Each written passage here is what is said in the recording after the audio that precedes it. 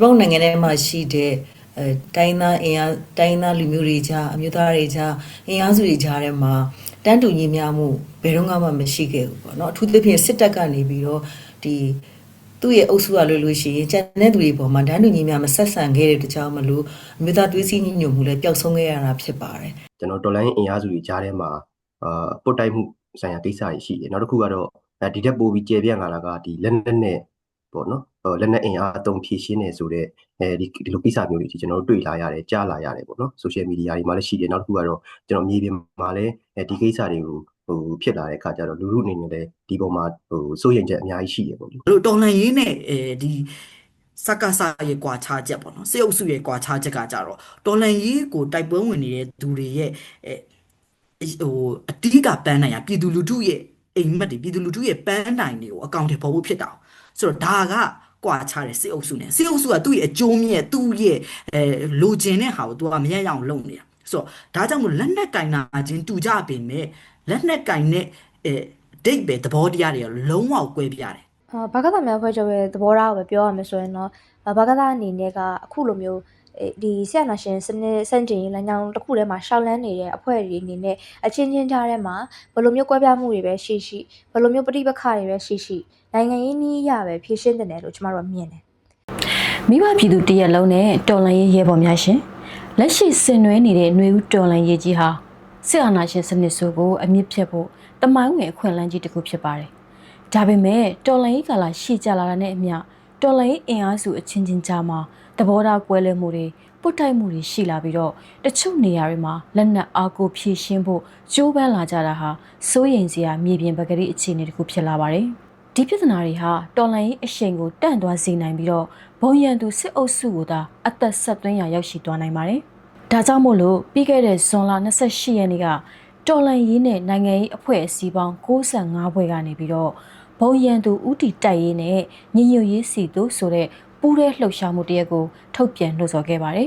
ဒီကနေ့မှာတော့ဒီထုတ်ပြန်ချက်ပါအကြောင်းအရာတွေနဲ့ပတ်သက်ပြီးတော့မြေပြင်မှာဘလို့လက်တွေ့ကြကြအကောင့်ထဲပေါ်မလဲစိန်ခေါ်မှုတွေကိုဘလို့ကြော်ဖြတ်မလဲဆိုတာကိုထိထိမိမိဆွေးနွေးမေးမြန်းသွားဖို့အတွက်တော်လှန်ရေးအင်အားစုအသီးသီးကနေပြီးတော့လူ့ဘောင်သစ်ဒီမိုကရက်တစ်ပါတီရဲ့တွဲဖက်အထွေထွေတွင်းရေးမှူးဒေါ်နှင်းနှင်းမွေဘကသများအဖွဲ့ချုပ်ကတွဲဖက်တွင်းရေးမှူးနှစ်မက်ခင်နီလူပေါင်းတဲ့လူငယ်အထွေထွေအတွင်းရေးမှူးရဲဘော်ခွန်တဲ့ sister to sister ကကြည်ငိမ့်တို့ကိုဖိတ်ခေါ်ထားပါတယ်ရှင်ဒေါ်နင်းနင်းမွေးရှင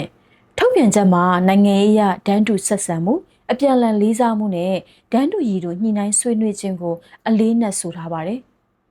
်ဒါပေမဲ့လက်ရှိတော်လှန်ရေးအင်အားစုတွေကြားမှာနိုင်ငံရေးအရအစင်တန်းဒန်းတူမဖြစ်မှုနဲ့လွှမ်းမိုးလိုမှုတွေရှိနေတယ်လို့ထောက်ပြစရာတွေလည်းရှိနေပါတယ်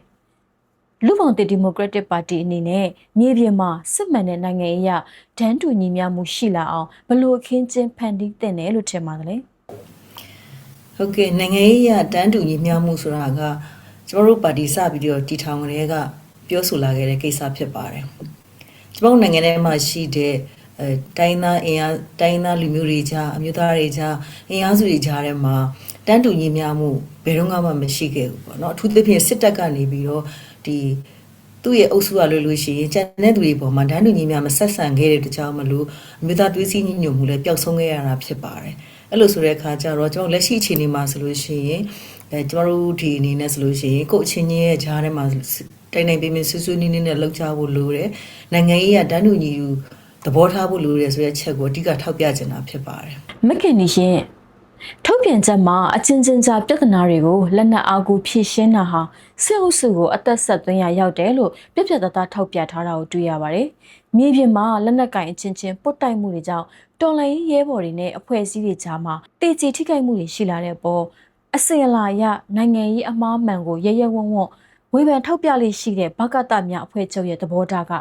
ဘာဖြစ်မလဲရှင်။ကျောင်းသားတို့အနေနဲ့ဒီလိုလက်နက်ကင်အနိုင်ကျင့်မှုတွေကိုတားဆီးဖို့မြေပြင်နဲ့ online မှာဘလို့လူထုလှုပ်ရှားမှုမျိုးနဲ့တွန်းအားပေးသွားဖို့ရှိပါတယ်လေဘာကသာများဖွဲ့ချုပ်ရဲ့သဘောထားကိုပဲပြောရမယ်ဆိုရင်တော့ဘာကသာအနေနဲ့ကအခုလိုမျိုးဒီဆရာနာရှင်စနစ်စန့်ကျင်ရေးလမ်းကြောင်းတစ်ခုထဲမှာရှောက်လန်းနေတဲ့အဖွဲ့တွေအနေနဲ့အချင်းချင်းကြားထဲမှာဘယ်လိုမျိုးကွဲပြားမှုတွေပဲရှိဘယ်လိုမျိုးပဋိပက္ခတွေပဲရှိနိုင်ငံရေးနည်းရပဲဖြည့်ရှင်းတယ်လို့ကျမတို့မြင်တယ် နိုင်ငံရေးနည်းရဖြည့်ရှင်းတယ်ဆိုတာကလည်းစကားနဲ့ဆွေးနွေးကြမယ်အဖြေရှာကြမယ်ပေါ့လေအဲ့လိုပြောတဲ့အခါမှာလည်းကျမတို့ကတစ်ဖက်ဖက်ကိုစစ်အုပ်စုနဲ့ပဲပေါင်းနေတယ်လို့မျိုးတစိမ့်ကပ်ပြီးတော့နင်းချေပြောဆိုတဲ့ဟာမျိုးထက်စီယုံရေးဆန်ဆန်လေးပြောရမယ်အဲ့ဒါကိုထည့်ပြောရဲဆိုတာကတော့လက်ရှိအခြေအနေမှာကျမတို့အခုဖြစ်နေတဲ့ပြဿနာပေါ့နော် NUG နဲ့ပြဿနာဖြစ်နေတဲ့အခြားအဖွဲ့အစည်းတွေကိုကျမတို့တချို့အနေနဲ့ကဒီရန်သူအကြိုက်လုံနေတဲ့အကြောင်းပြောတာလည်းတွေ့ရတယ်အဲ့ဒီဟာမျိုးတွေကိုကျမတို့ကရှောင်ရမယ်ကျမတို့စီယုံရေးဆန်ဆန်ပဲပြောရမယ်နောက်ပြောခါကျတော့ငါနဲ့မတူရင်တော့ငါရန်သူဆိုပြီးကျမတို့သတ်မှတ်လို့မရဘူးနောက်တစ်ဆင့်ရတော့ပေါ့နော်ထားပါတော့ကျမတို့ကစကားနဲ့ညှိလို့လည်းမရဘူးတစ်ဖက်ကနေလည်းကိုဘက်ကအေးအေးဆေးဆေးလည်းဒီမှာဖြစ်နေတဲ့ပြစ်မှုတွေအမှားတွေနဲ့ပတ်သက်ပြီးတော့ဝေဖန်ထောက်ပြနေတဲ့ဟာမျိုးတွေကိုလည်းရှိရဲဆိုရတော့မှညှိလို့မရဘူးညှိတိုင်းလို့မရဘူးဆိုတဲ့အခြေအနေမျိုးတွေဖြစ်နေတယ်ဆိုပါစို့အဲ့လိုမျိုးအခြေအနေမှာကျမတို့ကဒီတစ်ဖက်ဖွဲ့ကနေပြီးတော့လုပ်နေတဲ့ပြစ်မှုတွေကိုကျမတို့လူလူစီကို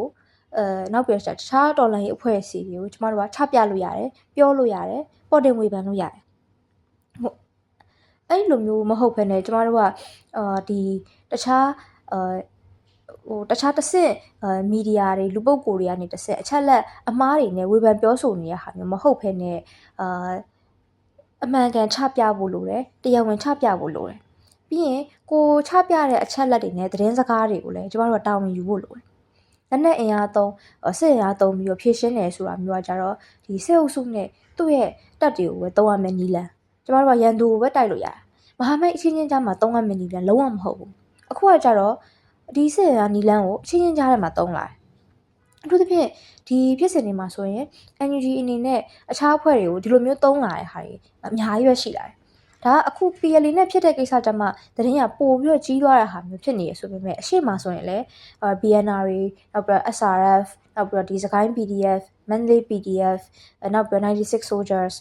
အဲ့လိုမျိုးပေါ့နော်အစရှိသဖြင့်အခုဆိုရင် PLA ထိဖြစ်လာတဲ့ဟာမျိုးပေါ့ဒီအဖွဲ့တွေနဲ့ပြဿနာတွေဖြစ်တဲ့အခါမှာ NUG ဘက်ကနေပြီးတော့ခေါင်းဆောင်မျိုးဖမ်းဆီးတာတွေနောက်ပြီးတော့ခါကျတော့လူရင်းအားလက်နက်အင်အားနဲ့ဒီတခြားအဖွဲ့တွေရဲ့တပ်စခန်းတွေကိုဝင်စီးတဲ့ဟာမျိုးတွေလာစီးတဲ့ဟာမျိုးတွေလောက်လာတဲ့ဟာရှိတယ်ဒီအဖွဲ့တွေမှာခဏက NUG နဲ့ဖြစ်တဲ့ပြဿနာဖြစ်တဲ့အဖွဲ့တွေဘက်မှာ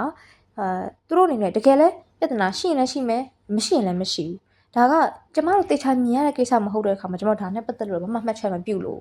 ့ဒါပေမဲ့တေချာတစ်ခုကတော့ခေါင်းဆောင်ပိုင်းအနေနဲ့ပြဿနာတွေဖြစ်တယ်ဆိုရင်တော့မှအဲ့ဒီခေါင်းဆောင်ပိုင်းနဲ့ပဲရှင်းရတဲ့ဟာမျိုး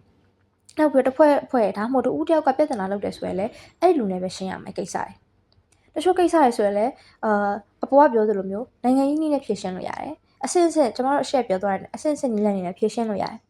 ဆွေးနွေးတာကိုရှေ့တန်းတင်ရမယ်ဘာလို့ဆိုတော့ကျမတို့ကအချင်းချင်းကိုစစ်အားနဲ့ဖြေရှင်းတာကအနှစ်ဖက်လုံးကိုတော်လိုင်းအင်အားစုတွေတော်လိုင်းတစ်စုံလုံးကိုထိခိုက်ရရောက်တယ်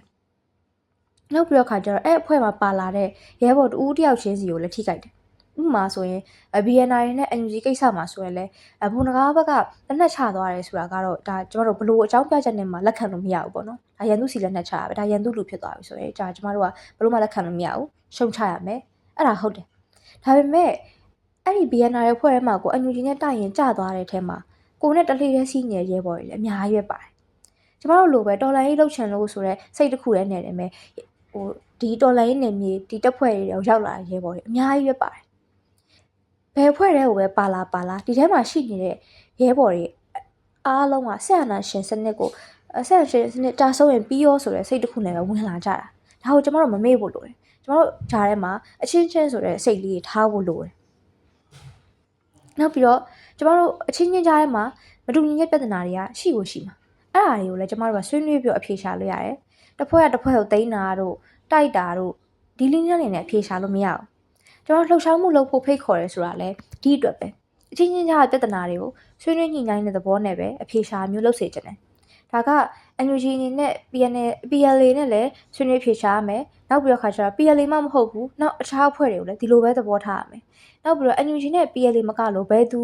်အဖွဲ့မဆိုဆရာနာရှင်စနစ်စန့်ကျင်ရေးလမ်းကြောင်းမှာရှောက်နေတဲ့သူတွေအချင်းချင်းအဖွဲ့အကြီးတွေကအစမိဖက်ပဋိပက္ခတွေကိုဒီလိုပဲဖြေရှင်းရမယ်မဟုတ်ရင်ကျမတို့ကဆရာနာရှင်စနစ်ကိုစန့်ကျင်တဲ့စီကိုမရောက်ဖ ೇನೆ ဒီပြဿနာတွေမှာပဲကျမတို့ကဆုံးခန်းတိုင်နေအောင်ပါပဲကိုခွန်းသိရှင်ဒီထုတ်ပြန်ချက်မှာတော်လှန်ရေးကာလရှေ့ကျလာတဲ့အမြအချင်းချင်းကြားသဘောထားကွဲလွဲမှုတွေပုတ်တိုက်မှုတွေရှိလာတာဓမ္မရာဖြစ်တယ်လို့ဆိုထားပါတယ်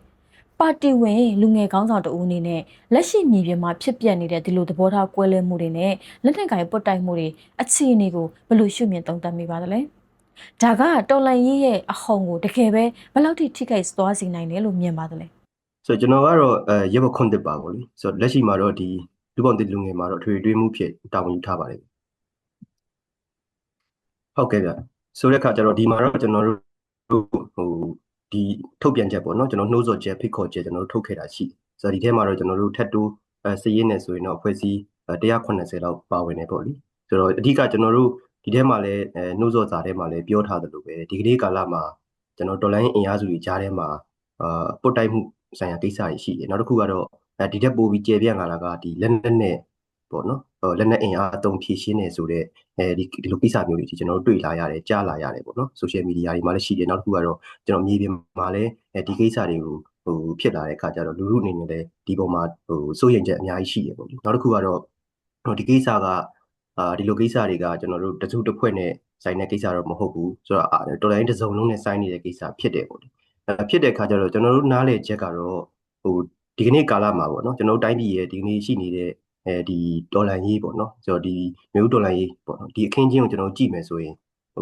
တစုတစ်ဖွဲ့တည်းနဲ့တိုက်နေတာမဟုတ်ဘူးပေါ့လေဆိုတော့အဓိကကတော့ဒီထဲမှာဒီဒေါ်လာရေးထဲမှာကျွန်တော်တို့အင်အားစုအစုံနဲ့ပါဝင်ကြတယ်ဆိုတော့ဒါကလည်းကျွန်တော်တို့တိုင်းပြည်ရဲ့တကယ်ပကတိအရှိတရားလိုပဲကျွန်တော်နားလည်တယ်ပေါ့လေဘာကြောင့်လဲဆိုတော့တကယ်တိုင်းပြည်ရဲ့လက်တွေ့အခြေအနေအရာလဲကျွန်တော်စေအုပ်စုအောက်မှာကအဖိနှိခံနေရတာကပေါ့နော်ဆင်းရဲနောက်တစ်ခုကတော့ဆင်းရဲဒုက္ခခံနေရတာကလူရန်စားတရက်ထဲနောက်တစ်ခုကတော့တစုတစ်ဖွဲ့တည်းလူမျိုးတစ်မျိုးတည်းမဟုတ်ဘဲနဲ့ကျွန်တော်တို့လူမျိုးပေါင်းစုံဒီစေအုပ်စုအောက်မှာဆေးရနာရှင်စနစ်အောက်မှာဖိနှိခံရတယ်ဆိုတဲ့အခါကျတော့ဒီကနေ့ဒီဆေးရနာရှင်စနစ်ကိုတိုက်ပွဲထဲမှာလဲဒီလိုအင်အားစုအစုံပေါ့နော်ဆိုတော့ဖိနှိခံနေရတဲ့အင်အားစုအစုံနဲ့နောက်တစ်ခုကလူမျိုးပေါင်းစုံပါဝင်ကြတဲ့အခါကျတော့ဒီလှုပ်ရှားမှုထဲမှာရှိလာတဲ့ထဲမှာကျွန်တော်နိုင်ငံရေးအယူအဆအရာပဲဖြစ်ဖြစ်နောက်တစ်ခုကတော့ဖွဲ့စည်းတွေရဲ့ဖွဲ့စည်းမှုပုံစံတွေပဲဖြစ်ဖြစ်ကျွန်တော်တို့ကြီးမန်းချက်ဆိုင်ရာကိစ္စတွေမှာဖြစ်ဖြစ်မတူညီတာရှိကောင်းရှိနိုင်တယ်ရှိနိုင်တဲ့အခါကျကျွန်တော်တို့တူညီတဲ့ကိစ္စကတော့ဒီဆေးရနာရှင်စနစ်ကိုတိုက်ရမယ်ပေါ့ပြီးတဲ့အခါမှာကျွန်တော်တိုင်းပြည်မှာဒီအရေးကြီးလိုအပ်နေတဲ့ Federal Democracy ပြည်ထောင်စုတည်ဆောက်ရေးပေါ့ဒါကိုသွားကြမယ်ဆိုတော့ဒီတူညီတဲ့ကိစ္စမှာကျွန်တော်တို့အားလုံးဝိုင်းလုပ်ကြတဲ့အခါကျတော့ကျွန်တော်တို့မတူညီတဲ့ကိစ္စတွေမှာဆိုကြပါစို့ပေါ့ဗျာကျွန်တော်တို့အကောင့်ထဲပေါ်မှုအပိုင်းတွေပဲပြောပေါ့နော်ဆိုလက်တွေမှာမြေပြင်မှာအကောင့်ထဲပေါ်တဲ့အခါမှာဒီလိုမတူညီတဲ့ပုံစံတွေကြားထဲမှာအပြန်လည်ကျွန်တော်တို့ပုတ်တိုက်မှုဆိုင်ရာကိစ္စတွေရှိလာတဲ့အခါကျတော့ဒါကိုကျွန်တော်တို့ဖြည့်ရှင်းတဲ့နေရာမှာမဟာမိတ်နီလန်းနဲ့မဖြည့်ရှင်းဘဲနဲ့ဆိုကြပါစို့ကျွန်တော်လက်နက်နဲ့ဖြည့်ရှင်းမယ်လက်နက်အင်အားကြီးတဲ့သူကလက်နက်အင်အားငယ်တဲ့သူဒါမှမဟုတ်လက်နက်အင်အားရှိတဲ့သူပေါ့နော်အားကြီးတဲ့သူကအားငယ်တဲ့သူကိုဖြည့်ရှင်းလိုက်မယ်ဆိုတော့ဒီအခြေခံမျိုးတွေနဲ့ဖြည့်ရှင်းနေဆိုရင်ကျွန်တော်တို့ဒေါ်လာရင်းတစ်စုံလုံးအတွက်မကောင်းနိုင်ဘူးပေါ့နော်မကောင်းနိုင်ဘူးအဓိကတော့လက်နက်ကင်ပြီးတော့ဖြည့်ရှင်းနေအဓိကကျွန်တော်တို့ကြားထဲမှာပေါ့လေကျွန်တော်ဒေါ်လာရင်းအင်အားစုချင်းကြားထဲမှာဒီလိုလက်နက်ကင်ဖြည့်ရှင်းလာတယ်ဆိုရင်ဒေါ်လာရင်းတစ်စုံလုံးအတွက်ကျွန်တော်တို့စိုးကျိုးတွေဖြစ်နိုင်တယ်နောက်တစ်ခုကတော့ဒေါ်လာရင်းအတွက်အလားအလာမကောင်းနိုင်ဘူးပေါ့လေဆိုတဲ့အခါကျကျွန်တော်တို့ရန်သူကတစ်ခုတည်းဖြစ်တယ်တဦးတည်းပဲဖြစ်တယ်အဓိကဒါကတော့ဆေးရနာရှင်စနစ်ဖြစ်တယ်ဒါကြောင့်ဆေးရနာရှင်စနစ်ကိုတိုက်ကြဖို့လိုတယ်ဒေါ်လာရင်းအင်အားစုကြားထဲမှာရှိတဲ့ပြဿနာကိုညှိနှိုင်းဖြေရှင်းရမယ်ဆိုပြီးကျွန်တော်တို့အဓိကထားပြီးတော့ပြောတာပေါ့လေကြီးငင်းရှင်ဒီထုတ်ပြန်ချက်မှာအချင်းချင်းကြားမှာကျွလွန်ချိုးဖောက်မှုတွေကိုတရားမျှတစွာဖြေရှင်းဖို့တောင်းဆိုထားတာကိုတွေ့ရပါတယ်။လက်နက်ကင်ထားတဲ့ဖွဲ့စည်းတွေကြားကစစ်ရေးနိုင်ငံရေးပွတ်တိုက်မှုတွေကိုအရက်ဘက်လူလူရဲ့ဖိအားနဲ့ထိန်းကျောင်းနိုင်ဖို့မြေပြင်မှာတကယ်ရောထိရောက်တဲ့မှန်တိုင်းဒါမှမဟုတ်လို့ရှင်စောင့်ကြည့်မှုရန်တရားရှိနေပါသလား။စီကံဖောက်ပြက်ပြီးတော့လက်နက်အားကိုဖြည့်ရှင်းနေတဲ့ဖွဲ့တွေကိုလူလူဖိအားအပြင်ဘလို့တာဝန်ယူတာဝန်ခံမှုမျိုးနဲ့အရေးယူထိန်းညှိဖို့လိုအပ်မယ်လို့မြင်ပါတယ်။ဟုတ်ကဲ့ပါဟုတ်ဆိုတော့ထုတ်ပြန်ချက်ထဲမှာဒီ campaign ရဲ့တောင်းဆိုချက်တွေ campaign ရဲ့ကြွေးကြော်သံတွေတော့ပါပြီးသားပဲပေါ့နော်ဆိုတော့တကယ်တော့ဒီလိုကိစ္စတွေကအခုလိုအချိန်မျိုးမှာပေါ့နော်ဆိုတော့အခုလိုအချိန်မျိုးဆိုတာကဒါဒေါ်လာကြီးရဲ့အခုဆိုရင်9နှစ်တာကာလရောက်လာပြီပေါ့နော်ဆိုတော့မျိုးဒေါ်လာကြီးရဲ့9နှစ်တာကာလရောက်လာပြီဆိုတော့ဒီ9နှစ်တာကာလအလွန်မှာဆက်ပြီးတော့ရှောက်လန်းရမယ်နိုင်ငံရေးလမ်းနေထပ်ပြီးတော့သွားရမယ်ကြုံတွေ့ရမယ်စိန်ခေါ်မှုတွေအင်တန်များတယ်ဆိုတော့ဒီလိုစိန်ခေါ်မှုတွေအင်တန်များတဲ့ခါမှာအချင်းချင်းကြားထဲမှာရှိတဲ့ဆိုတော့ဒေါ်လာကြီးရဲဘော်တွေဒေါ်လာကြီးအစုအဖွဲ့တွေအဖွဲ့အစည်းတွေဟုတ်လားနိုင်ငံရေးအင်အားစုတွေအမျိုးစုံရှိတယ်ဆိုတော့ဒီလိုအစုအဖွဲ့တွေကြားထဲမှာရှိတဲ့ဒီအဖွဲ့အစည်းတွေကြားထဲမှာရှိတဲ့ယုံကြည်စိတ်ချရတဲ့ accountability mechanism ကတော့ ရိုးရိုးတသားပြောမယ်ဆိုရင်တော့မရှိသေးဘူးပေါ့နော်ဆိုတော့ဘယ်အဖွဲ့ကဘယ်လောက်ထိဖြစ်လို့ဘယ်လိုမျိုးလုံနိုင်နေဆိုတော့တိုင်ကြားလို့ရတယ်ထားပါတော့နော်အမျိုးသမီးတွေနဲ့ဒီ gender စုံလင်ကွဲပြားတဲ့LGBT+ တွေအပါအဝင်ပေါ့နော်ဆိုတော့ဒါသူတို့တွေကြုံတွေ့ရပဋိပက္ခအတွင်းမှာရှိရဲ့ဒီလိမ်မိုင်းဆိုင်ရာအကြမ်းဖက်မှုတွေဒါမျိုးတွေရှိတယ်ဆိုတော့ဒီလိုဟာမျိုးတွေကအစပေါ့နော်ဆိုတော့တခြားသောကိစ္စရက်တွေဥမာတပ်ဖွဲ့ဝင်အချင်းချင်းဖြစ်တာတွေဟုတ်တယ်နော်ပြီးတော့တဲ့အခါကျရင်ဟိုတော်လန်ကြီးတစ်ဖွဲ့နဲ့တစ်ဖွဲ့ပေါ့နော်ဆိုတော့ပြစ်ခတ်မှုတွေဖြစ်တာဒါမျိုးတွေကိုဘယ်လိုဖြေရှင်းလို့ရမလဲဆိုရင်လွတ်လပ်တဲ့နော်ဟုတ်လားmechanism ကတော့ဒါ honestly ပဲဒါကတော့အခုချိန်မှာရှိမနေဘူးဒါကြောင့်မလို့ဒီ statement ဒီတောင်းဆိုချက်ဒီကြွေးကြော်တန်ကဘာကိုအဓိကပြောချင်တာလဲဆိုတဲ့ခါကျတော့ဒါမျိုးတွေဖြစ်လာဖို့เนาะပို့ပြီးတော့ခိုင်မာတဲ့ဟာမျိုးတွေဖြစ်လာဖို့အတွက်တွန်းအားပေးတဲ့ဟလာပြည်သူလူထုတရက်လုံးပါဝင်တဲ့လူထုရဲ့ဟလာအားနဲ့ဆောင်ရွက်နိုင်ဖို့ဆိုတာဖြစ်တယ်ဘာလို့တော်လှန်ရေးနဲ့ဒီစကားစာရဲ့ကွာခြားချက်ပေါ့နော်စေအုပ်စုရဲ့ကွာခြားချက်ကကြတော့တော်လန်ရေးကိုတိုက်ပွဲဝင်နေတဲ့သူတွေရဲ့အတိကပန်းနိုင်ရပြည်သူလူထုရဲ့အိမ်မက်တွေပြည်သူလူထုရဲ့ပန်းနိုင်တွေကိုအကောင့်တွေပေါ်ဖို့ဖြစ်တာဆိုတော့ဒါကကွာခြားတဲ့စေအုပ်စုနဲ့စေအုပ်စုကသူ့ရဲ့အကျိုးမြတ်သူ့ရဲ့လိုချင်တဲ့ဟာကိုသူကမရရအောင်လုပ်နေတာဆိုတော့ဒါကြောင့်မို့လက်နက်ကင်နာချင်းတူကြပေမဲ့လက်နက်ကင်နဲ့ဒိတ်ပဲသဘောတရားတွေလုံးဝကွဲပြားတယ်စန့်ကျင်ဘက်ဖြစ်တယ်ဒါကြောင့်မလို့ဒီတော်လှန်ရေးအဖွဲ့အစည်းတွေရဲ့တရားဝင်မှုကပြည်သူလက်ထဲမှာပဲရှိတယ်ဒါတော့ပြည်သူကသာဒီကိစ္စကိုစီရင်နိုင်တဲ့ဆုံးဖြတ်နိုင်တဲ့mechanism ကိုဟုတ်လားဒါပြောခွင့်ရှိရယ်ဆိုခွင့်ရှိရယ်ဖြစ်တဲ့ကြောင့်မို့ဒီ statement တွေဒီလိုကြွေးကြော်တန်တွေထွက်ပေါ်လာတာပါဟုတ်ကဲ့ဟုတ်ထုတ်ပြန်ချက်မှာအတိတ်ကသမိုင်းသင်ခန်းစာတွေအရညီညွတ်ရေးပြုတ်ကွဲရင်အောင်ပွဲနဲ့ဝေးရတတ်တယ်လို့သတိပေးထားတာကိုလည်းတွေ့ရပါတယ်။ဗမာနိုင်ငံရေးသမိုင်းတော်လှန်ရေးအဆက်ဆက်မှာလည်းဒီလိုမဟာမိတ်ပြက်ပြားမှုတွေကမကြာခဏကြုံဘူးတော့အခုຫນွေဦးတော်လှန်ရေးမှာအတိတ်ကလိုသမိုင်းအမှားမျိုးထပ်မဖြစ်အောင်ဘာတွေကိုအဓိကကာကွယ်ရမလဲ။နိုင်ငံရေးပါတီတစ်ခုအနေနဲ့ဒီမဟာမိတ်စုဖွဲ့မှုကိုရည်ရှိခိုင်မြဲအောင်ဘလို့မူပေါင်းမျိုးလိုအပ်တယ်လို့မြင်ပါတယ်လေ။ဟုတ်ကဲ့ကျမတို့အခုလက်ရှိဆင်နွှဲနေတဲ့ຫນွေဦးတော်လှန်ရေးရာဆိုလို့ရှိရင်ကျမတို့ရဲ့ဟိုအရင်တော်လှန်ရေးတွေရဲ့အဆက်ဖြစ်ပြီးတဲ့အခါကျတော့ကျမတို့တွေနိုင်ငံရေးလုပ်ခဲ့တဲ့တမိုင်းတစ်လျှောက်မှာဆိုလို့ရှိရင်အောင်ပွဲနဲ့အနည်းဆုံးတော်လှန်ရေးတရက်လို့ပြောလို့ရပါတယ်လူထုကဆိုလို့ရှိရင်လည်းအခုချိန်မှာတော်လှန်ရေးရေချိန်ကပို့ပြီးတော့မြင့်လာတယ်လို့ပြောလို့ရတဲ့အခြေအနေဖြစ်ပါတယ်စီအုပ်စုကအခုချိန်မှာဖေဖျဲဖြစ်နေတာအသေးချပါပဲသူ့ရဲ့အတူရောင်ရွေးကောက်ပွဲကိုစွတ်လုတ်တယ်ပြီးတော့သူတို့ရဲ့အိမ်မက်ဖြစ်တဲ့ဒီသမရအတူရောင်သမရအဖြစ်ကိုစွတ်ရယူတယ်ဒါပေမဲ့နိုင်ငံတကာအခင်းချင်းမှာကသူတို့ရဲ့တရားဝင်မှုရဖို့ကတော်တော်ကြီးကိုအလှမ်းဝေးနေပါတယ်အဲ့လိုခြေနေမျိုးတွေရှိတဲ့ချိန်မှာပေါ့နော်ဒီစေအုပ်စုကနေပြီးတော့သူ့ရဲ့ဒလန်နေတရှိုတွေကတဆင့်စိုက်ဝါကတဆင့်ပေါ့နော်လူလူကြားတဲ့တော်လိုင်းအင်အားစုတွေကြားထဲမှာသွေးခွဲတက်ရှိုတဲ့ကိစ္စတွေလည်းတေချာပေါက်လုံးမှတေချာပါတယ်။ဘာလို့ဆိုတော့ဒီစေအုပ်စုကဒီလိုမျိုးတော်လိုင်းအင်အားစုတွေညီညွတ်သွားမှာဘယ်တော့မှမလိုလားခဲ့ဘူး။အမြဲတမ်းပဲသွေးခွဲတက်ရှိတဲ့အလုပ်တွေလုပ်တယ်။တော်လိုင်းဘက်ကနေပြီးသတင်းစကားတစုံတရာကြားရတာနဲ့ပုံကြီးချဲ့မယ်သတင်းအမှားတွေလုပ်မယ်စသဖြင့်ပေါ့နော်ထင်အောင်ထင်မှားတွေလုပ်ပြီးတဲ့ခါကျတော့လူတွေရဲ့ကြားထဲမှာဝေဝဝဖြစ်အောင်တော်လိုင်းအင်အားစုကြားထဲမှာသွေးခွဲအောင်လုပ်တာကသူတို့ရဲ့ထုံးစံဖြစ်ပါတယ်။ဒါတွေကိုကျမတို့ကတော်လိုင်းသတိရှိရှိနဲ့စောင့်ကြည့်သုံးသပ်ပြီးတဲ့ခါကျတော့ဘယ်ဟာကသတင်းမှားလဲဘယ်ဟာသတင်းမှန်လဲဆိုတာကိုကျမတို့သိဖို့လိုတယ်။နောက်တစ်ချက်ကကျတော့တော်လိုင်းကိုဥဆောင်နေတဲ့ခေါင်းဆောင်တွေအနေနဲ့ကိုယ့်ရဲ့အစုဖွဲ့တွေကြားထဲမှာမြေပြင်မှာရှိတဲ့အခြေအနေမှန်တွေကိုတည်တည်ချာချာသိဖို့လိုပါတယ်။တေချာသိမှသာလေဒီပြဿနာကိုဘယ်လိုကင်တွယ်ပြီးတော့ဖြေရှင်းရမလဲဆိုတာကတည်တည်ချာချာမှန်မှန်ကန်ကန်ကင်တွယ်သုံးသပ်နိုင်မှာဖြစ်ပါတယ်။အဲ့လိုမဟုတ်ဘဲနဲ့ဒီသုံးသပ်မှုလွဲချော်ခဲ့တဲ့ဆိုလို့ရှိရင်ဒီအကျိုးသက်ရောက်မှုများနိုင်တဲ့ကြောင့်မလို့ဒါတွေကိုကျမတို့ချင်းချင်းကြားထဲမှာအပြန်အလှန်ထိညှိရင်သတိပေးရင်းနဲ့အတူတူကလက်တွဲပြီးဆောင်ရွက်ကြဖို့အရေးကြီးတဲ့ချိန်ကာလဖြစ်တယ်လို့ပြောချင်ပါတယ်။ပြဿနာတွေကိုလက်နက်အားကိုးနဲ့ဖြေရှင်းမှုကြိုးပမ်းလာခြင်းဟာဘုံရန်သူကိုအသက်ဆက်သွင်းရရောက်တယ်လို့ဖော်ပြထားတာကိုလည်းထုတ်ပြန်ချက်မှာကျမတို့တွေ့ရတယ်။အဲ့တော့နိုင်ငံရေးပါတီတွေကတော်လှန်ရေးရဲ့အရက်ဖက်နိုင်ငံရေးမန်နိုင်ဖြစ်တဲ့အတွက်ကြောင့်မလို့လက်နက်ကင်အင်အားစုတွေအပေါ်နိုင်ငံရေးရလွှမ်းမိုးထိန်းကျောင်းနိုင်မှုအားနည်းနေတာကိုဘယ်လိုမြင်ပါသလဲ။အဖွဲ့အစည်းတွေကြားကလက်နက်ကင်ပုတ်တိုက်မှုတွေကိုရပ်တန့်ဖို့လက်တွေ့ကျကျဖြန့်ပြဆေးဆက်ပေးမဲ့ဂျားနေနိုင်ငံရေးကော်မတီလိုမျိုးပေါ်ပေါက်လာဖို့အလားအလာရှိပါသလားဟုတ်ကဲ့ဒီကျမတို့ဒီခုဆင်နွှဲနေတဲ့တော်လိုင်းရဆိုလို့ရှိရင် လက်တွေ့အခြေအနေမှာလက်နက်ကင်ဒေါ်လာရေးကနေပြီးတော့ဥဆောင်ရတဲ့အခြေအနေတော့ဖြစ်လာပါတယ်ဒါကလည်းရန်သူစစ်အုပ်စုရဲ့အတင်းအဓမ္မဖိနှိပ်မှုတွေကြောင့်ဖြစ်လာရတယ်ဆိုတော့အားလုံးကသိကြမှာပါပဲကျွန်တော်ဒေါ်လာစတင်တဲ့အချိန်မှာတော့ဆိုလို့ရှိရင်အငိမ့်ချမ်းတဲ့နီးနဲ့အေးချမ်းချမ်းဆန္ဒပြခဲ့ကြတယ်ဒါပေမဲ့စစ်အုပ်စုကအဲ့ဒါကိုလက်နက်အားကိုနဲ့ရရဆက်ဆက်ဖိနှိပ်ဖြိုခွဲတဲ့ကြောင့်မလို့ကျွန်တော်တို့တွေကမတက်တာပဲနဲ့လက်နက်ဆွဲကင်ပြီးတော့ခုခံဒေါ်လာရတဲ့ပြည်သူခုခံဒေါ်လာစီကြီးဖြစ်ပေါ်လာတာဖြစ်ပါတယ်အဲ့ဒီခါမှာကျွန်တော်တို့ဒီအစင်းင်းပြေမထားရဲပေါ့နော်လက်နက်ကင်ဒေါ်လာကြီးကိစ္စကိုရင်စနဖူးတွေဒူးတွေရင်ဆိုင်ကြုံတွေ့ရတဲ့အချိန်မှာကျွန်တော်စီမှာကအတွေ့အကြုံစုံတရားနေပါတယ်ဒီစီအတွေ့အကြုံမဲ့ဖြစ်ဖြစ်တိုက်ပွဲအတွေ့အကြုံစသဖြင့်ပေါ့နော်ဒါမျိုးတွေလည်းနဲ့အင်အားဒါမျိုးတွေနေပါခဲ့တာဖြစ်တယ်သို့တော်လည်းပဲတော်လိုင်းတက်တန်ရလာတဲ့အများကျွန်တော်တို့ကြားထဲမှာစီအတွေ့အကြုံတွေရလာတဲ့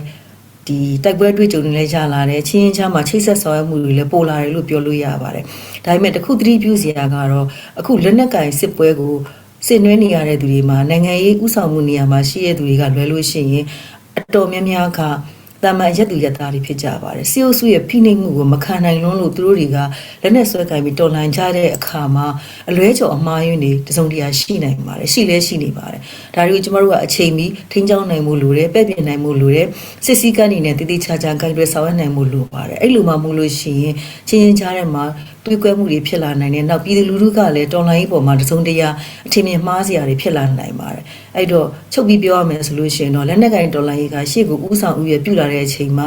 နိုင်ငံရေးကနောက်ကျမနေခဲ့အောင်ကျမတို့ကတော်တော်ကိုကြိုးကြိုးစားစားနဲ့ဆောင်ရွက်ရမယ့်အခြေအနေဖြစ်ပါတယ်ဒီလိုမျိုးပေါ့နော်ဒီလက်နက်ကင်တော်လှန်ရေးအဖွဲ့အစည်းတွေကြားမှာပဲဖြစ်ဖြစ်ကျန်တဲ့အစုအဖွဲ့တွေကြားထဲမှာဖြစ်ဖြစ်ပုတ်တိုက်မှုတွေနဲ့မိဖက်ကွဲလွဲမှုတွေဖြစ်လာတဲ့အချိန်မျိုးမှာဆိုလို့ရှိရင်ဒါတွေကိုချိန်မီဟန်တားနိုင်မှုတွေအားလုံးကဝိုင်းဝန်းပြီးတော့စုပေါင်းကြိုးစားကြဖို့လိုတယ်ထင်ပါတယ်တူတယောက်တစုတစ်ဖွဲ့တွေကတော့လို့မရပါဘူးဒါကအားလုံးမှာဒီသဘောစိတ်ဆန္ဒရှိပြီးတော့တော်လှန်ရေးရဲ့ပန်းနိုင်ဖြစ်တယ်ပေါ့နော်ဒီဆီယနာရှင်စနစ်အမြင့်ဖြတ်ချိန်မုံရေးနဲ့ဖက်ဒရယ်ဒီမိုကရေစီပြည်ထောင်စုတည်ဆောက်ရေးဆိုတဲ့ဘုံပန်းနိုင်ကိုတက်မမတ်ကြီးရှုပြီးတဲ့အခါကျတော့ဒါကိုအောင်မြင်ဖို့အတွက်ငါတို့တွေဘယ်လိုလုပ်ကြမလဲဒီ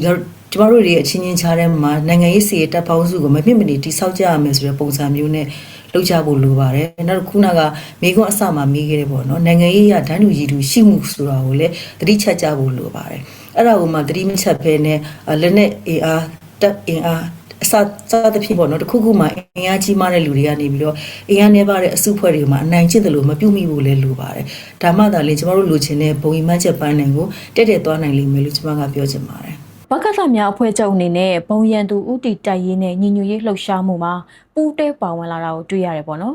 ်ဒါပေမဲ့တော်လိုင်းအင်အားစုတွေကြားမှာသဘောတရားရေးရာနဲ့လမ်းစဉ်နဲ့အနာဂတ်နိုင်ငံတော်တည်ဆောက်ရေးအပေါ်မှာအမြင်မတူမှုတွေလည်းရှိနေသေးဖြစ်ပါတယ်ဥပမာအဖြစ်ဘကသများအဖွဲ့ချုပ်ရဲ့အခြေခံလူဒန်းစားလွတ်မြောက်ရေးနဲ့ဖိနှိပ်မှုမှန်သမျှစန့်ကျင်ရေးကိုအရင်တည်ထားတဲ့လမ်းစဉ်ကိုကျွန်မဆိုလိုခြင်းဖြစ်ပါတယ်အဖွဲ့ချုပ်အနေနဲ့အခုလိုတောင်းဆိုထားတဲ့ညီညွတ်ရေးကိုတာမန်မျက်နှာစာတစ်ခုထဲမှာခိတ္တပေါင်းစည်းတာမျိုးထက်ကျော်လွန်ပြီးတော့ရေရှည်ခိုင်မာတဲ့စစ်မှန်တဲ့နိုင်ငံအရာညီညွတ်ရေးဖြစ်လာဖို့ဘလို့အခြေခံမူတွေပေါ်မှာတိဆောက်ရမယ်လို့မြင်ပါတယ်ကျွန်တော်တို့ပြောတဲ့ညီညွတ်ရေးဆိုတာကတော့ပေါ့နော်တစ်ဖွဲ့ထဲမှာနေကြဆိုတော့ညီညွတ်ရေးမျိုးမဟုတ်ဘူးကျွန်တော်တို့တော်လှန်ရေးအင်အားစုတွေအနေနဲ့မဟာမိတ်စံသတ်မှတ်ချက်တွေကိုထားတဲ့အခါမှာစစ်အာဏာရှင်စနစ်ကိုဆန့်ကျင်ရမယ်နောက်ပြီးတော့ခါကျတော့စစ်အုပ်စုစစ်အစိုးရစစ်ဗျူရိုကရေစီရန်ရာဆိုတဲ့စစ်သုံးစစ်ကိုဖြိုချမယ်ဆိုတဲ့အခြေခံသဘောထားလောက်ကတော့လိုတယ်ကျန်တာကတော့တစ်ဖွဲ့နဲ့တစ်ဖွဲ့နဲ့တူမှာမဟုတ်ဘူးတူဖို့လည်းမလွယ်ဘူးဘာလို့ဆိုတော့ကျွန်တော်တို့စီမှာနိုင်ငံရေးအယူဆတွေကတယောက်နဲ့မတူဘဲနဲ့အမျိုးမျိုးကွဲနေကြတာရှိတယ်နိုင်ငံရေးအယူဆဆိုတာလည်းကျွန်တော်တို့မြင်သလိုမျိုးဒီ ideology ဆိုတဲ့ဝါဒတွေကြီးမဟုတ်ဘဲနဲ့မူဝါဒပေါ့နော် policy ဆိုတဲ့ဟာတွေကအစတစ်ဖွဲ့နဲ့တစ်ဖွဲ့နဲ့မတူကြရရှိတယ်ဒီမှာမေးခွန်းထုတ်စရာကအဲ့လိုမတူကြတဲ့ပြဿနာရှိလားဆိုတာပေါ့ကျမတို့ကကျမတို့ဒီဗမာပြည်ကဗရေတဲ့စနစ်ကနေပြီးတော့ကူးပြောင်းလာတာပဲဘယ်နှစ်လောက်ကြာပြီလဲစနစ်တွေဆိုတာကလည်းတိုးတက်လာတဲ့အလျောက်ကျမတို့ခေတ်စနစ်တွေတိုးတက်လာတဲ့အလျောက်လူတွေကလည်းနိုင်ငံရေးအယူဆတွေကိုအမျိုးမျိုးရှာတွေ့လာကြတာရှိတယ်ယုံကြည်မှုတွေဆိုတာလည်းအမျိုးမျိုးရှိလာတယ်တယောက်နဲ့လည်းမတူကြဘူးဒါကပြဿနာမဟုတ်ဘူးတိုးတက်လာတဲ့လူဖွဲ့စည်းမှာဆိုရင်ဒီလိုမျိုးစုံလင်ကွဲပြားမှုဆိုတာကမဖြစ်မနေကိုရှိနေမှာဒါကကောင်းတဲ့ကိစ္စကျမတို့လိုချင်တယ်ဆိုပြီးတော့ပြောနေကြတယ်ဒီမိုကရေစီစနစ်တွေမှာကိုကဒီလိုမျိုးကွဲပြားတာတွေကိုလက်ခံကြတာချို့နိုင်ငံတွေမှာဆိုရင်ကွန်မြူနစ်ပါတီတွေလက်ဝဲပါတီတွေလို့သမားပါတီတွေတို့စသဖြင့်ပေါ့နော်ရွေးကောက်ပွဲဝင်ပြနိုင်တဲ့အနေအထားတွေတောင်မှဒီလိုအဖွဲ့အစည်းတွေမှာရှိလာတယ် အဲ့တော့ကျမတို့ကတော်လန်ရေးထဲမှာဆိုရင်လည်းဒီလိုမျိုးအဖွဲ့တွေကွဲနေကြတာကဘာမှစမ်းတဲ့ကိစ္စမဟုတ်ဘူးနောက်ပြီးတော့ဗမာပြည်မှာရှိနေတဲ့အချို့ပြဿနာတွေကဆရာနာရှင်စနစ်ရှိနေတာကြောင့်ကိုဖြစ်နေရတဲ့လက်အောက်ခံပြဿနာတွေကအများကြီးပဲရှိတယ်အဲ့လိုလက်အောက်ခံပြဿနာတွေကိုဖြေရှင်းမှုဆိုရင်တကယ်အရင်းခံပြဿနာဖြစ်တယ်ဆရာနာရှင်စနစ်မရှိတော့မှရမှာအဲ့တော့ကျမတို့ကဆရာနာရှင်စနစ်ကိုအရင်ဖြိုမယ်ပြီးွားရင်ကျန်တဲ့ပြဿနာတွေကိုအချင်းချင်းကြားမှာဆွေးနွေးညှိနှိုင်းပြီးဖြေရှင်းလို့ရတယ်နောက်ပြီးတော့ခါကျတချို့ပြဿနာတွေဆိုရင်ဆွေးနွေးဖို့ကိုမလိုဘဲနဲ့ကျမတို့ကြားထဲမှာတယောက်နဲ့တယောက်နဲ့မတူညီတဲ့အယူဆတွေကိုရှင်းရှင်းလေးစားမှုတစ်ခုနဲ့ကျမတို့ထားလို့ရတယ်ဒါဟာတစ်ခုနောက်တစ်ခုကကြတော့ထပ်ပြီးတော့ကျမတို့နောက်တစ်ဆင့်မေးခွန်းထုတ်ရမယ်ဆိုရင်အဲ့လိုမျိုးအဖွဲ့တွေကွဲနေရင်တယောက်တစ်ပေါက်နဲ့တော်လန်ရေးအောင်မလားဆိုရင်မေးခွန်းပေါ့နော်ဒါနဲ့ပတ်သက်လို့လည်းတော်တော်များမေးကြရရှိရအဲ့လိုဆိုရင်ကျမတို့ဘက်ကလည်းပြန်ပြီးမေးခွန်းထုတ်စရာကအတရားဓမ္မပေါင်းစည်းတာကရောတကယ်ပေါင်းစည်းမှုဖြစ်စေသလားဆိုတဲ့ဟာကျမတို့တော့အဲ့ဒါကိုသဘောမတူဘူးကျမတို့နိုင်ငံရေးရလူတယောက်ကိုစီးယုံတာဖြစ်ဖြစ်ဒါမှမဟုတ်ရင်တစုတစ်ဖွဲ့ကိုစီးယုံတာဖြစ်ဖြစ်ကျမတို့ကစကားနဲ့ပဲစီးယုံရတယ်ဆွေးနွေးရတယ်သဘောမတူတာရှိရင်ခြေပမယ်ဝေဖန်ပေးရတယ်လည်းရှိမယ်လူတွေကိုကျမတို့ကတစ်ခုတစ်ဖွဲ့မှာအတရားဓမ္မပါလာဖို့ဆိုပြီးတော့လက်နက်မိုးပြီးတော့ယုံကြည်လာအောင်လုပ်တာအတရားဓမ္မပါဝင်လာအောင်လုပ်တာတွေကလုပ်လို့မရဘူးဒါမျိုးတွေကစက်တက်ကလုပ်တဲ့အပြုတ်မှုတွေဒါတွေကကျမတို့ဒေါ်လာအင်အားဆိုတဲ့အသုံးပြုတဲ့နည်းလမ်းမျိုးမဟုတ်ဘူးဒီလိုလုပ်တာကလည်းစိတ်သက်ရေးရတကယ်ပေါင်းစည်းမှုကိုလည်းမဖြစ်စေဘူးရေရှည်မှာဆိုရင်လည်းတည်တံ့မှုမရှိဘူးမဟာမိတ်တွေချင်းချင်းကြားမှာယုံကြည်မှုပြတ်တာတွေပဲပို့ပြီးတော့တိုးလာရရှိမယ်အဲ့တော့ဒီလိုမျိုးဆုံးလင်ကွဲပြားနေတဲ့အခင်းအကျင်းမှာကျမတို့ကကိုပြောတာကိုလက်ခံစေချင်ရင်နောက်ပြီးတော့ခါကျကိုနဲ့တစုစည်းရဲ့ဖြစ်အောင်လုပ်စေချင်လက်နက်မပါဘဲနဲ့စကားနဲ့စီးအောင်မို့လို့တယ်နိုင်ငံရေးရစီးအောင်မို့လို့တယ်ဒါဟာတစ်ခုဒုတိယမေးခွန်းတစ်ခုကတော့ကျမတို့အနေနဲ့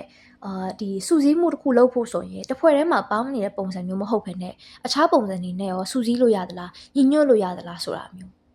အဲ့ဒါကရှိနိုင်တယ်အဲ့ဒီပုံစံကတပ်ပေါင်းစုပဲကျမတို့ခဏပြောသလိုမျိုးတစ်ဖွဲ့နဲ့ကွဲပြားနေတယ်နောက်ပြီးတော့ခါကျတော့ကိုနဲ့တစ်ဖွဲ့နဲ့ဖြစ်အောင်စီးရုံးလို့မရဘူးဆိုရင်လည်းအဲ့ဒါဘာမှမဖြစ်ဘူးကျမတို့ကမဟာမိတ်တွေဖွဲ့လို့ရတယ်အဲ့အမှတဆင်တပ်ပေါင်းစုဖြစ်အောင်လုပ်လို့ရတယ်ဒီတပ်ပေါင်းစုမှာဆိုရင်ကျမတို့ကနိုင်ငံရေးဆိုလည်းနိုင်ငံရေးစစ်ရေးဆိုလည်းစစ်ရေးပေါ့နော်တပ်ပေါင်းစုတွေလုပ်မယ်ပြီးတော့နိုင်ငံရေးရောစစ်ရေးရောပါတပ်ပေါင်းစုတွေထပ်ပြီးလုပ်ကြမယ်ကျမတို့ကအခုတပ်ပေါင်းစုတို့နောက်ပြီးတော့ခါကျညီညွတ်ရေးလို့ပြောလိုက်တယ်ဆိုရင်NUG တို့KIA တို့နောက်ပြီးတော့ခါကျ KNU တို့ TNL တို့စသဖြင့်ပေါ့နော်ERO တွေလိုမျိုးဒါမှမဟုတ် NUG တို့လိုမျိုးအဖွဲ့အကြီးတွေချင်းပဲပေါင်းကြတဲ့ဟာမျိုးကျမတို့ပြင်းမြင်ကြတယ်တကယ်တော့မဟုတ်ဘူးအဖွဲ့တွေဆိုတာကမျိုးစုံပါနိုင်တယ်ဒီမှာမှကျမတို့အတွက်အခြေခံပုံရည်မှန်းချက်တစ်ခုပေါ်မှာပဲကျမတို့ကအခြေခံမျိုးစူးစီးမယ်အဲ့ဒါကဒီစစ်ဆိုရစစ်ဘီရိုကရေစီရန်ရဆိုတဲ့စစ်သုံးစနစ်တိဆောက်ထားတဲ့ဆရာနာရှင်စနစ်ကိုအမြင့်ဖြတ်မယ်ဒါကကျမတို့ဖွဲ့မယ်တပ်ပေါင်းဆိုရပုံရည်မှန်းချက်ဖြစ်ရမယ်ဒီမှာဆိုရင်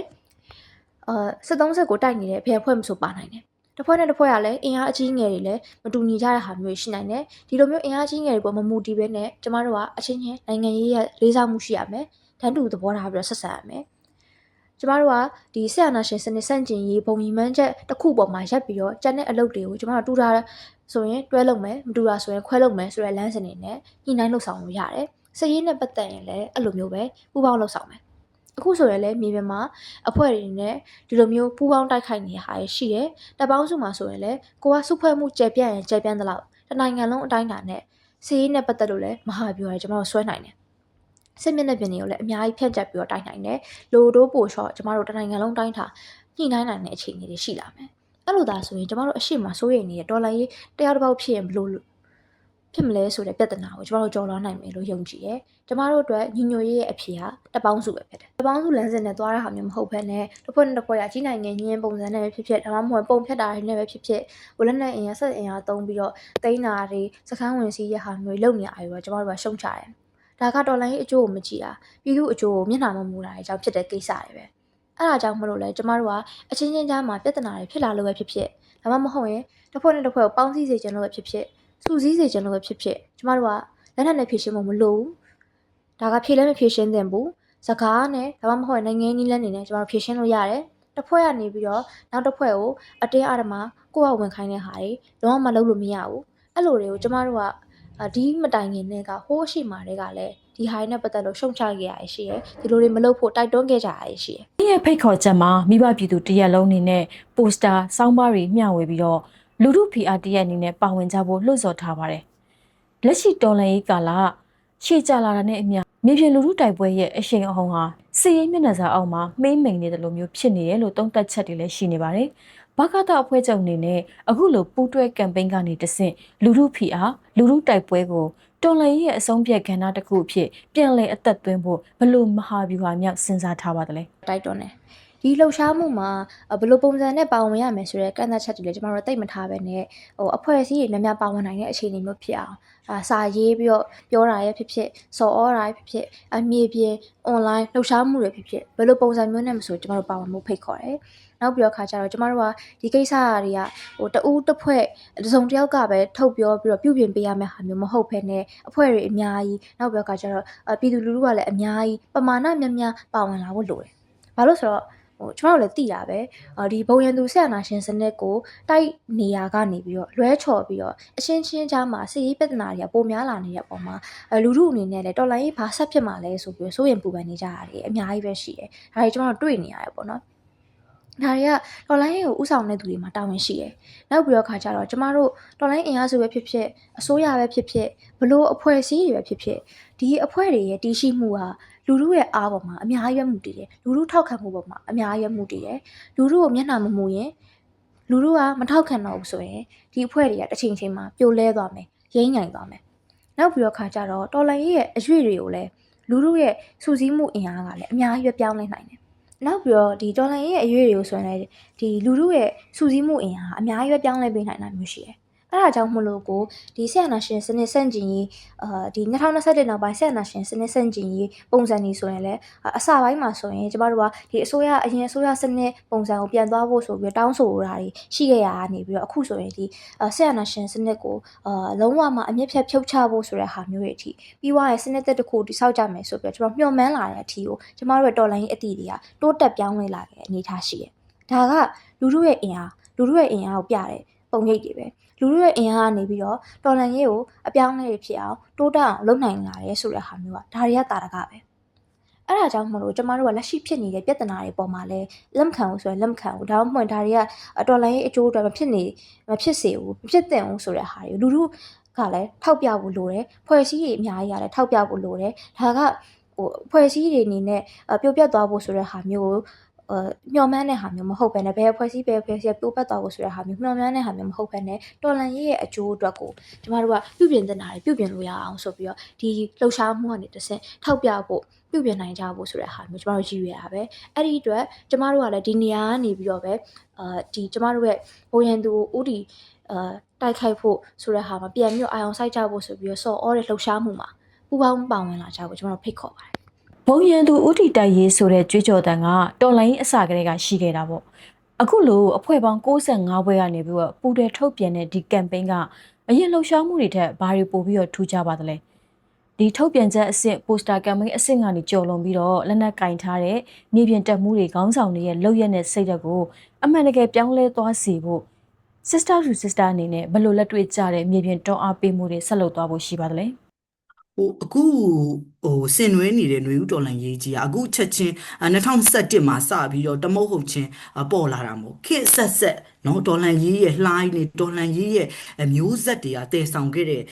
အနှစ်သာရရှိတယ်ဆိုတော့အခုလည်းအဲ့ဒီအတိုင်းရှောက်လန်းနေတယ်ဒီလိုရှောက်လန်းနေတဲ့အခါမှာတမိုင်းမှာထက်ခါကြုံတွေ့နေရတဲ့သင်ခန်းစာပေါ့နော်အဲ့သင်ခန်းစာဘာလဲဆိုတော့တော်လှန်ရေးရဲဘော်တွေတော်လှန်ရေးအစုအဖွဲ့တွေရဲ့ဂျားထဲမှာ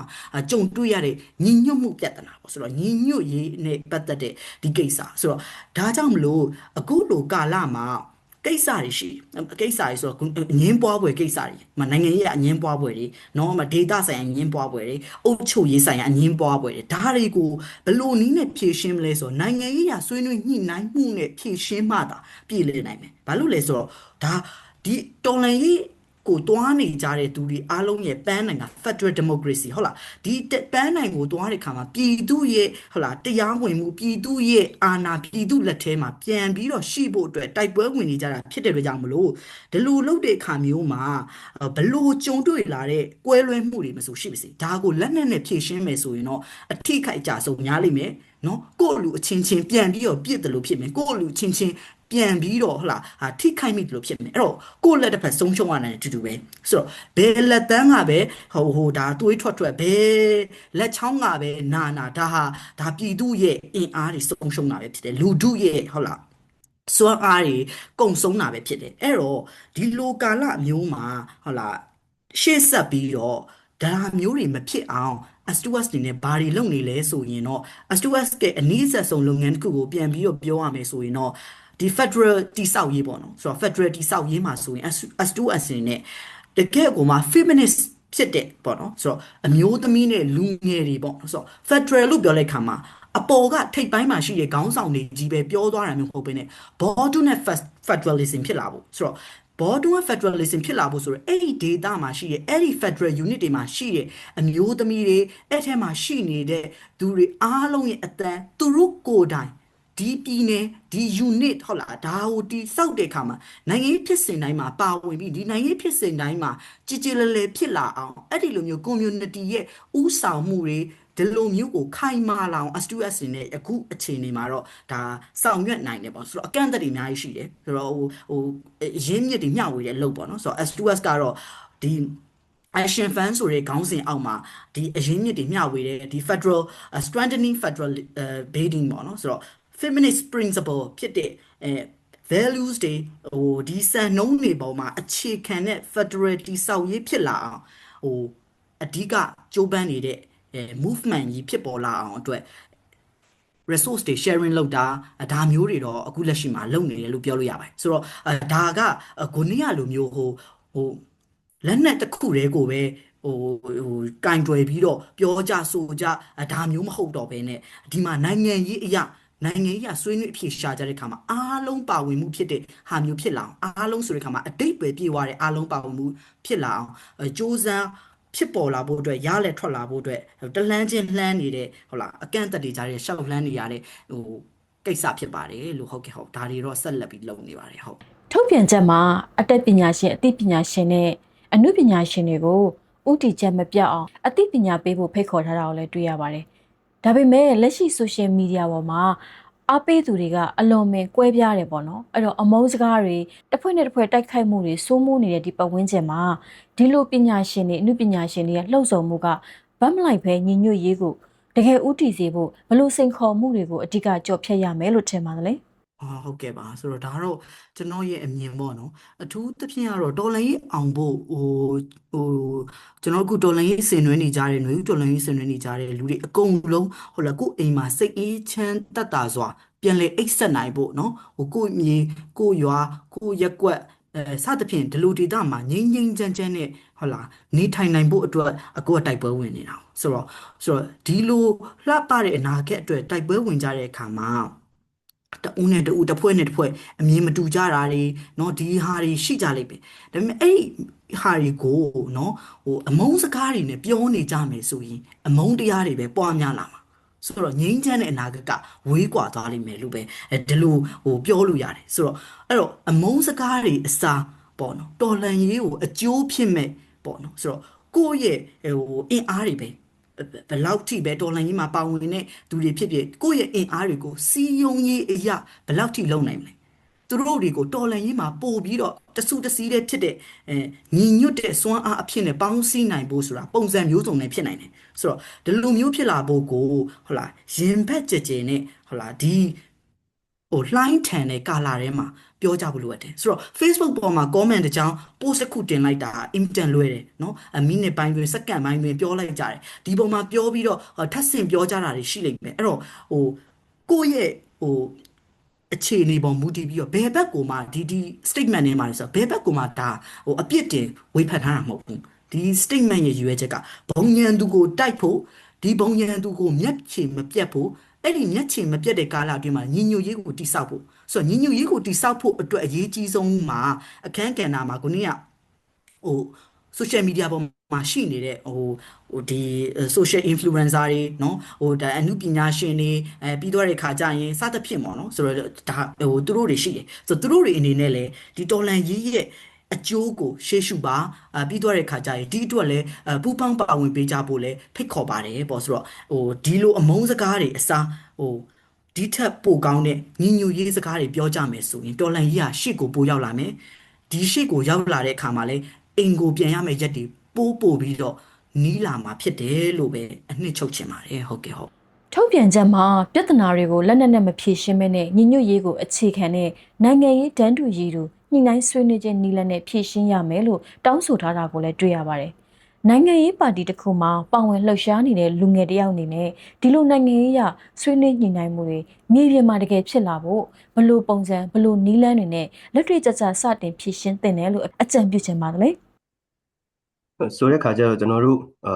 ့လက်တွေ့ဖြည့်ရှင်းတော့မယ်ဆိုတဲ့ခါမှာအဓိကအရေးကြီးတာကဒီတော်လိုင်းရေးထဲမှာပါဝင်နေတဲ့တနည်းအားဖြင့်ခေါင်းဆောင်နေတဲ့ဒီခေါင်းဆောင်မှုတွေရဲ့